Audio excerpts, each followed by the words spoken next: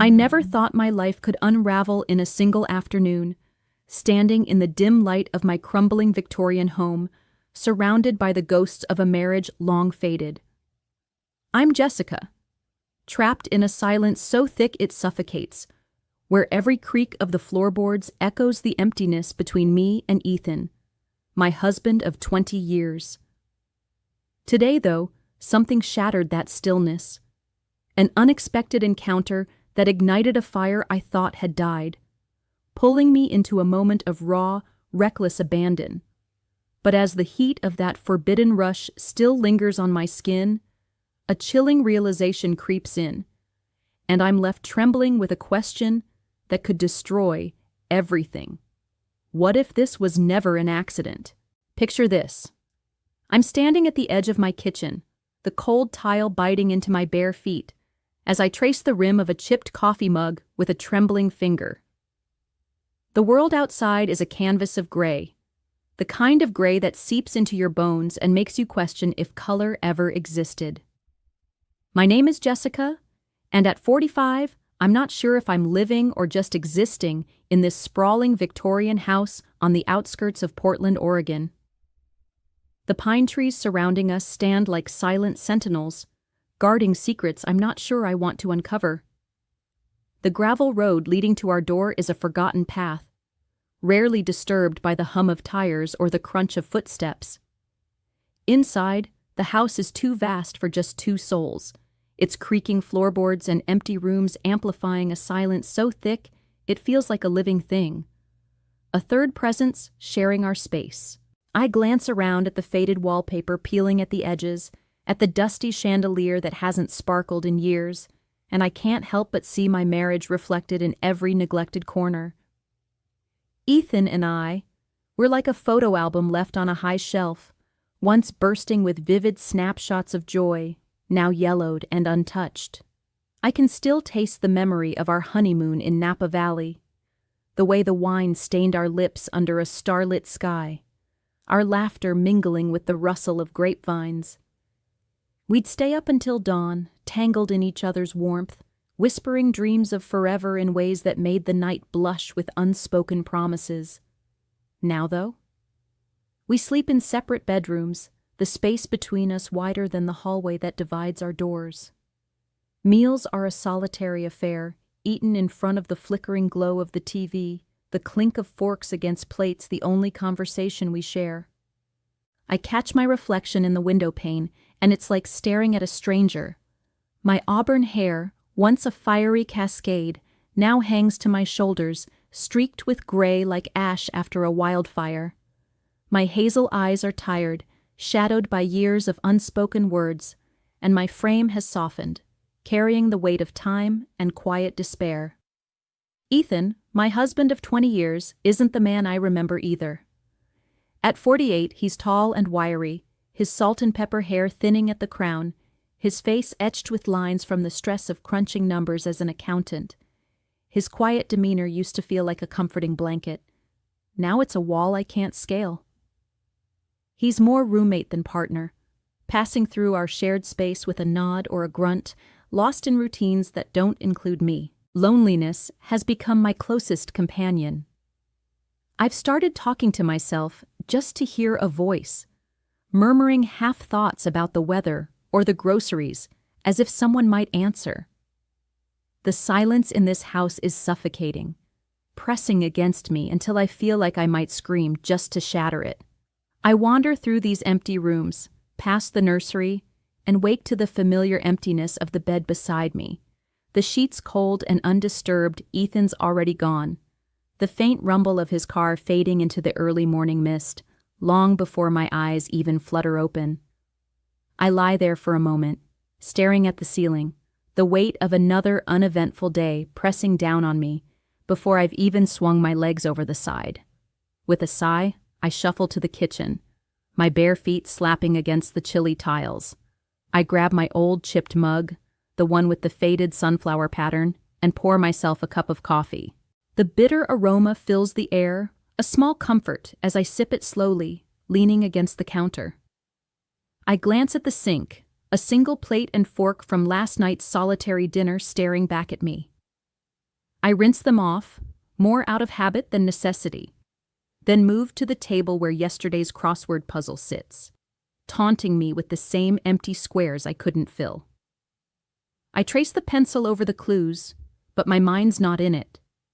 It's just another way to pass the hours. The morning drags on, each tick of the clock echoing in the stillness of this oversized house. Around mid-morning, my phone buzzes on the counter, shattering the quiet. It's Ethan calling from his office. His voice is sharp, all business, no warmth, as he asks if I can be home at noon to let in some repairmen. Apparently, the roof's been leaking up in the attic, a problem we've both conveniently ignored for months until a particularly bad storm last week left a damp spot on the ceiling. He's finally gotten around to scheduling someone to take a look. I mutter a quick agreement, my tone as flat as the gray sky outside. It's just another task, another box to check in a life that feels more like a to-do list than anything else. He hangs up without a goodbye, and I'm left with the silence again, heavier now with the weight of his indifference. I wander to the window, gazing out at the house that's become more prison than home. The exterior paint is peeling in long, curling strips, revealing the weathered wood beneath, like skin shedding after too much sun. The windows, drafty and ancient, rattle softly in their frames even on still days, letting in whispers of cold that creep along the floors. The pine trees loom close, their branches scraping against the siding during storms, as if they're trying to claw their way inside. My eyes drift upward, toward the attic, though I can't see it from here. I think of the door in the hallway, the way it creaks ominously when you pull it open, the sound like a warning I've always ignored. That space up there feels like a forgotten part of the house, a place where secrets might hide if we had any left to keep.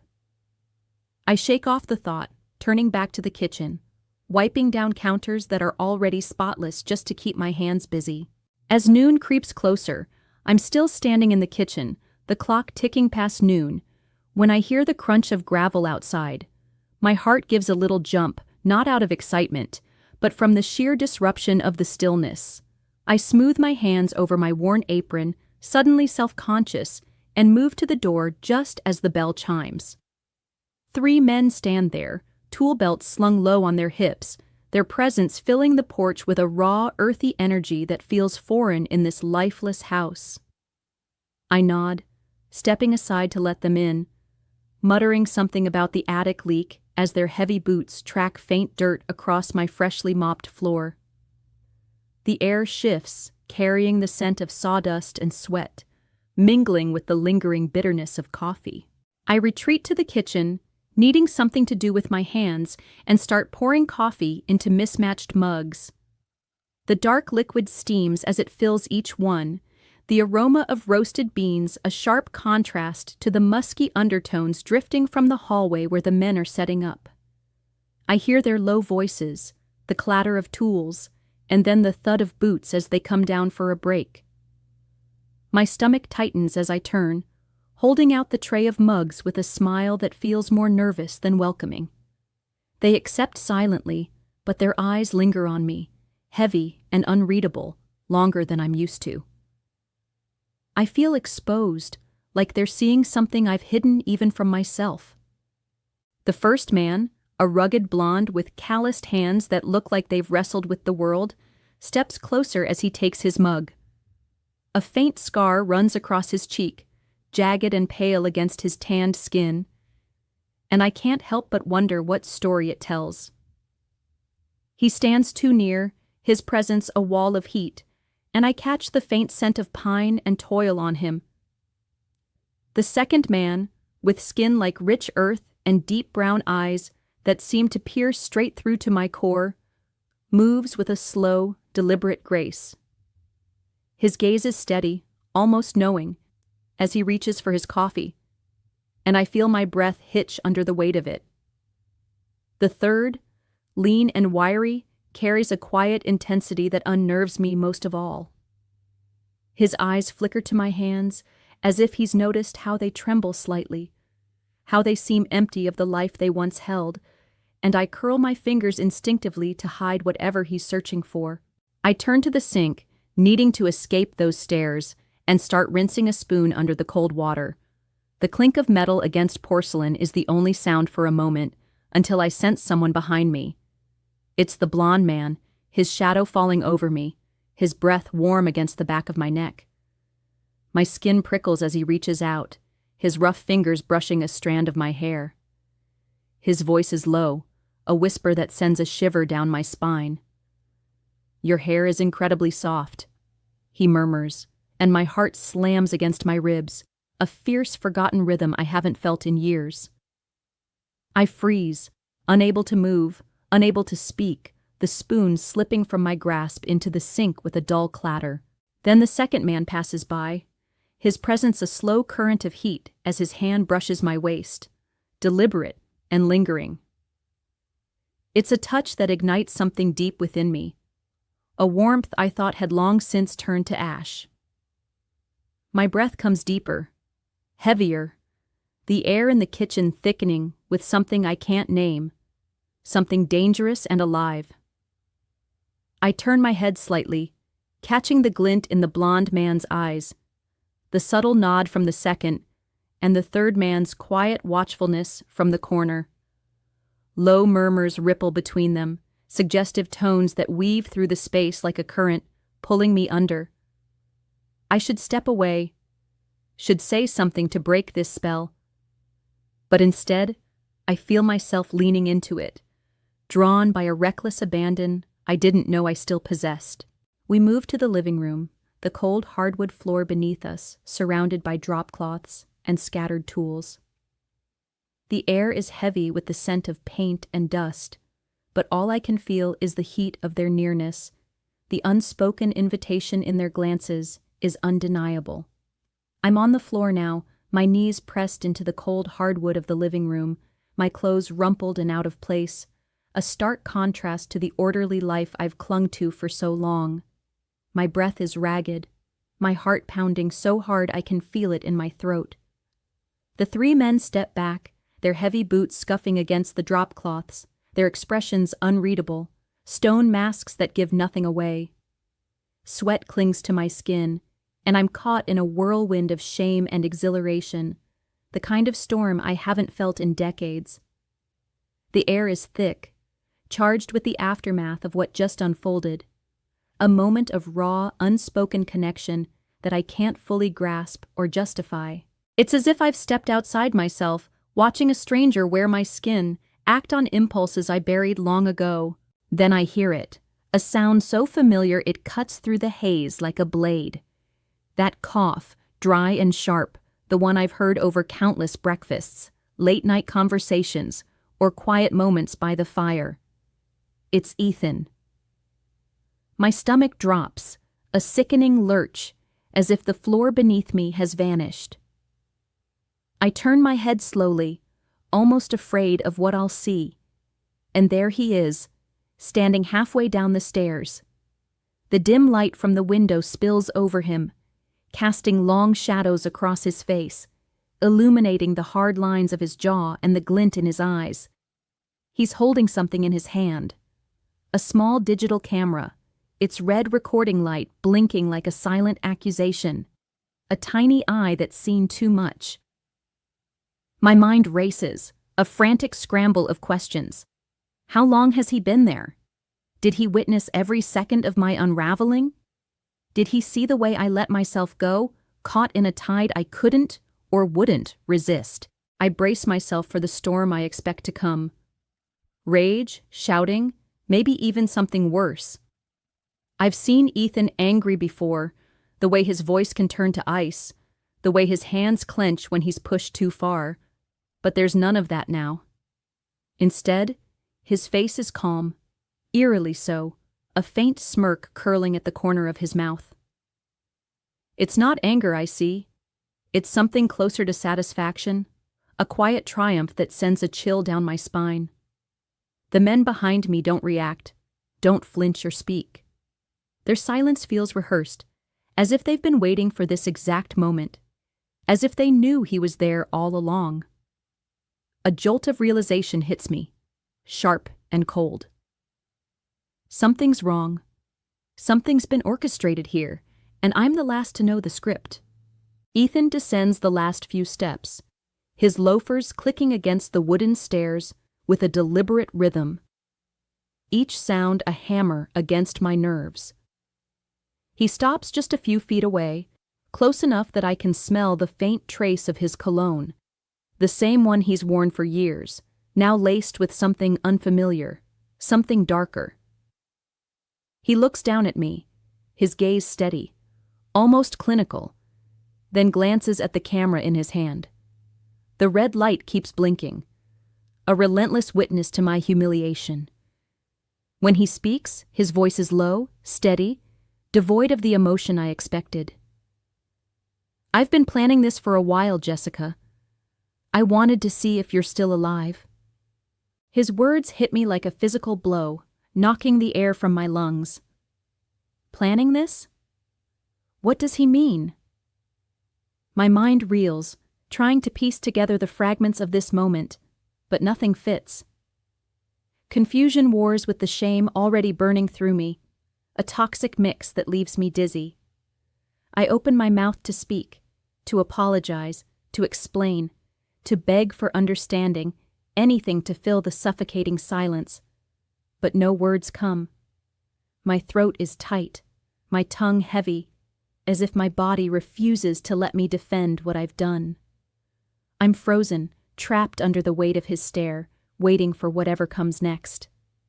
Behind me, the men move quietly, gathering their tools with a mechanical precision that only deepens the surreal haze of this moment.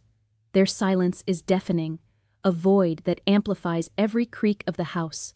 I'm still on my knees, the cold hardwood of the living room floor pressing into my skin, a stark reminder of where I am and what just happened. My breath is uneven, my chest tight with a mix of lingering heat and crushing shame. Ethan stands before me, just a few feet away, the camera in his hand with that unblinking red light still glowing like a judgmental eye. His words echo in my head. I wanted to see if you're still alive. And they twist inside me, sharp and heavy, cutting through the fog of my thoughts. I can't look away from him, from the strange calm in his expression, the faint curve of triumph on his lips that makes my stomach churn with unease. He steps closer, his loafers silent now on the drop cloth, and I notice his eyes aren't filled with the anger I braced for. No, they're curious, searching, almost victorious, as if he's just uncovered something he's been hunting for years. My hands tremble as I push myself up slightly, trying to regain some semblance of control, but the shaking won't stop. It's like my body is betraying me, mirroring the chaos in my mind. The floor beneath me feels like ice, seeping through my skin, grounding me in this moment from which I wish I could escape. Ethan's voice comes again, measured and deliberate, each word a weight that presses down on my chest until I can barely breathe. Jessica, I've felt it for years, he says, his tone almost confessional, like he's unburdening himself of a secret too heavy to carry alone. The distance, the way we've become shadows in this house, passing each other without a spark, without a word that means anything. We're ghosts, aren't we? Just haunting the same space. His gaze locks with mine, and I feel exposed, raw, like he's peeled back every layer I've hidden behind. I couldn't stand it anymore. I had to do something, anything, to see if there was still life in you, in us. I blink up at him, my mind struggling to catch up, to make sense of what he's saying. My lips part, but no sound comes out at first. Then, in a voice so shaky I barely recognize it as my own, I manage to whisper, What do you mean? But I already know, don't I? The pieces are falling into place, jagged and ugly, as he continues, his words slicing through the last of my denial. I set this up, he admits, gesturing vaguely toward the men who are now lingering near the hallway, their presence a silent backdrop to this unraveling. I didn't just hire them for the roof. I hired them to test you, to see if you could still feel something, anything, if there was still passion in you, desire, a pulse beneath all the numbness we've built around ourselves. He pauses, letting that sink in, and I feel the ground shift beneath me, like the world I thought I knew has just tilted off its axis. I've been numb too, Jessica, stuck in my own cage of routines, spreadsheets, silence. This was my way of breaking through, my twisted, desperate way of reaching for something real. My breath catches, a sharp gasp that burns in my throat. I'm reeling, caught between the sting of betrayal and a strange, unsettling relief that he's not screaming, not throwing accusations like I expected. He's not furious, and that scares me more than if he were. My hands clench into fists, the trembling worse now, and I can feel the sweat on my palms, the way my nails dig into my skin as if pain might anchor me. The cold floor seems to bite deeper, a physical ache that mirrors the one in my chest. His words are a weight, a suffocating pressure that makes my head spin. He orchestrated this? He pushed me into this moment, this lapse, this unraveling of everything I thought I was? For a test? I force myself to speak, my voice cracking as I push the words out. Why didn't you just talk to me, Ethan? Why this? Why put me through something so cruel? I'm still on the floor, the cold hardwood digging into my knees, my body heavy with the aftermath of everything that's just unraveled.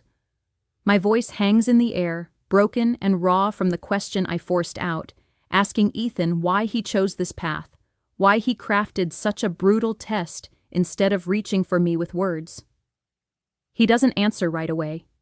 Instead, he gives me a long, unreadable look, the camera still clutched in his hand, that tiny red light winking like it's mocking me. Then, without another word, he turns and starts back up the stairs, his footsteps slow and deliberate, echoing in the hollow space of the house. He doesn't look back, doesn't offer any comfort or explanation beyond what he's already dropped like a grenade into my world. I'm left alone in the living room, the weight of his absence as heavy as his presence had been. I hear the faint clatter of tools behind me as the repairmen finish packing up. They move with the same mechanical silence they've maintained since Ethan appeared, not a word passing between them, not a glance in my direction. It's as if I've ceased to exist now, that their role in this twisted play is over. The front door creaks open, then shuts with a final thud, and I catch the distant rumble of their van starting up outside. The sound grows fainter, swallowed by the gray expanse beyond our windows, until it's gone completely. And then, it's just me, sitting here in the wreckage of my own choices and Ethan's machinations, the silence of the house settling around me like a shroud. I don't move for a long time. I can't. My eyes are fixed on the spot where it all happened, right here on this cold floor, where I let myself fall into something wild and reckless, something I hadn't felt in years. My body aches, not just from the physical strain, but from the emotional storm still raging inside me. My mind is a tangled mess, thoughts colliding and splintering, shame, confusion, a flicker of anger, and something else I can't name, something that feels dangerously close to curiosity. The house seems to breathe with me, its old bones creaking as the roof above groans under some unseen weight. It's a sound I've heard 1,000 times, but now it feels different, almost ominous, like the structure itself is whispering warnings I'm too late to heed. The silence that follows isn't peaceful anymore. It's charged, electric, like the air before a storm breaks. It feels dangerous, as if something is waiting just out of sight, ready to strike. Ethan's words keep looping in my head, that phrase about seeing if I'm still alive. Alive.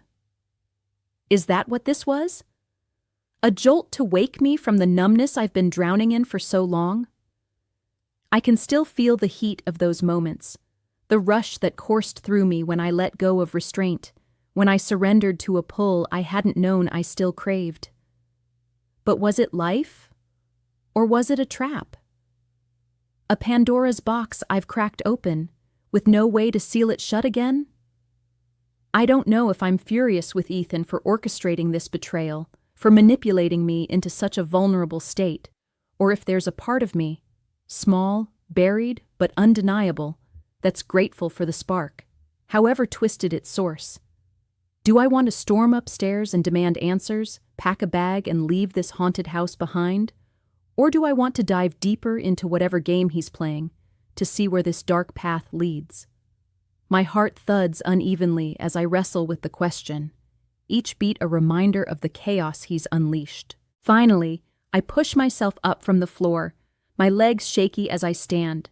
I can't stay here, frozen in this moment, staring at the evidence of my unraveling. I move almost mechanically, grabbing a cloth and a bucket from under the sink, and start cleaning the floor where everything unfolded. I scrub at the hardwood with a kind of desperate focus, as if I can erase what happened, wipe away the traces of my lapse and the weight of Ethan's gaze through that camera lens. Don't forget to subscribe, like, and comment if you enjoyed this story. This will help us create more engaging stories for you.